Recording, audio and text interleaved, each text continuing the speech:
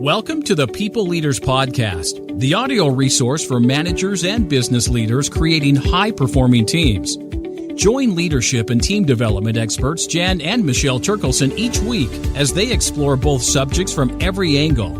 Through practical tips, valuable insights, and compelling interviews with leadership experts around the world, you'll learn how to bring out the best in your staff and how to give your best as a leader. Hey Michelle. Hi Jan. Okay, today we're going to talk about how to create a team purpose statement.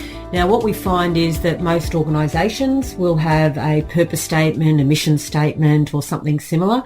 However, not very often do teams have a purpose statement. And these are particularly important for teams to have more clarity and direction. And what you find is that as the organisation goes through a lot of changes and your team producing or doing a lot of work, this is a great opportunity to refocus the team and come back to, so what is the real reason why we're here?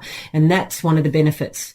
Yeah, and I suppose it forces people to really prioritise the work that they are doing, especially if they're managing multiple stakeholders. Absolutely. So it's all about clarity, isn't it? Yeah, and the other thing that it does is that, you would be surprised in the same organisation, you can have one manager liaising with another manager and not really knowing what their team does.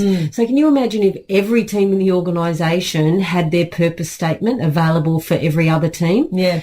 So what do you think people know about it already that's not true about a team purpose statement? That they know about it that's not true? Yeah, like we hear about a team purpose statement and some teams use it and some teams don't. What do you think would stop someone from actually going to the trouble, bringing the team together to write a purpose because statement? they think everybody knows it. Like it's implicit, it's implied. Of course we know what we do. Yeah, so I think that's probably one of the reasons why. But it's not just for your team. Primarily it is for your team. However, there are so many spin-off benefits in terms of new people coming into the team, getting them up to speed, stakeholders knowing what you do. And again, providing clarity when there's a lot of work on. So when there is a lot of work on, we're all about the clarity of questioning because it actually focuses you to think in a certain way. So what are some of the questions that teams can ask themselves when work does become unclear? Yeah, and it's about, so what is it that we are going to focus on? What is it that we are going to do? And that leads to the question, so who are we doing it for and why? Why are we doing what we do? And then the, real supporting, underarching or overarching question is, does this support our purpose and the organisation's goals? Because what you want to be doing is, as a team, are we helping move the organisation closer to achieving its strategic goals? Absolutely, yeah. We're there to make sure that the strategy is implemented and executed. All right, so let's have a look at the steps. Okay. So there are 3 steps to create a purpose statement. Okay, so step 1 is really about describing what it is your team does. And the thing about this is it's pretty simple. So what we would encourage you to do, if you are going to do this with your team or as a manager, you want to have a go at it yourself, just write down about 5 or 6 words or 5 or 6 sentences. It's really up to you as to how descriptive you get in terms of what you think the team does or what the team delivers or what the team produces. So this is like, there could be some little offshoots, but we're talking about 80% of the work focuses on delivering or producing X, Y, and Z. So just have a go at that. And it might be written in the framework of, we deliver, for example, financial reports. Or we create or deliver financial reports. Right. Or our team. That's right. Produces financial reports. So that's step 1. That's right. Step 2. Step 2 is basically, so who are you doing it for? So that is, are they internal stakeholders that you're producing these reports for?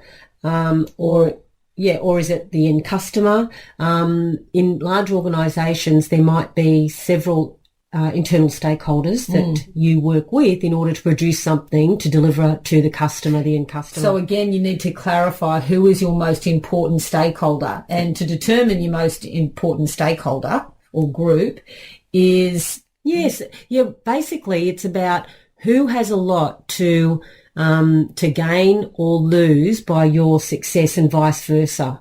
And so you may be an important stakeholder for another group within the team, but not necessarily vice versa. And so you need to be really clear about who do you need the most? Who do you need to be walking arm in arm with in order to get this right, in order to produce what you produce, to deliver something in the end? Yeah, that key partnership, isn't it? Correct. So step 2 would be so that our most important stakeholders who... So it could be the board, it could be... general managers. Or it could be another support function in the organisation. Correct. Can do something with them. And step 3.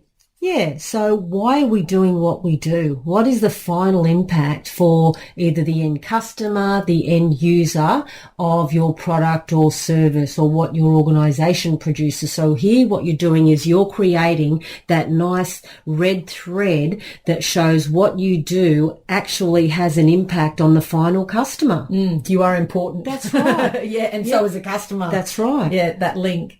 And so that sentence would be so that our customers can receive, timely quality investment information. Great example. Yeah, that's right. And as you can see by that is that this isn't marketing speak. This is very practical, very simple, very explicit and specific language that we're using so that almost anybody could pick it up and get an idea about what it is that this team does.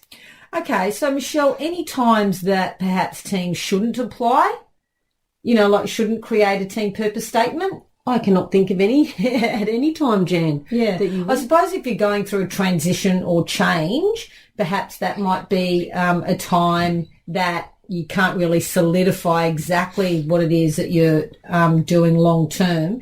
However, it still is important to know what your priorities are, isn't it? That's right. And with a purpose statement, you wouldn't necessarily see it changing from year to year unless the organisation was going through lots of changes and you had lots of new people or you had a restructure, for example. That might be an opportunity to change. If you've got a whole lot of new tasks coming in, it may reframe slightly your purpose statement. But from year to year, you really shouldn't have the purpose statement changing too much. Okay, and let's leave people with a little bit of a micro tip to make it easier for them. My micro tip would be, as a manager, I would create the first draft of a team purpose statement first and then invite the team to comment or edit or review, because I find that some people actually need something physically in front of them to critique and evaluate. And so from a team building point of view, what I would recommend is that in a team meeting, tell the team, look, I just want to conduct an experiment and see whether or not we're all on the same page in terms of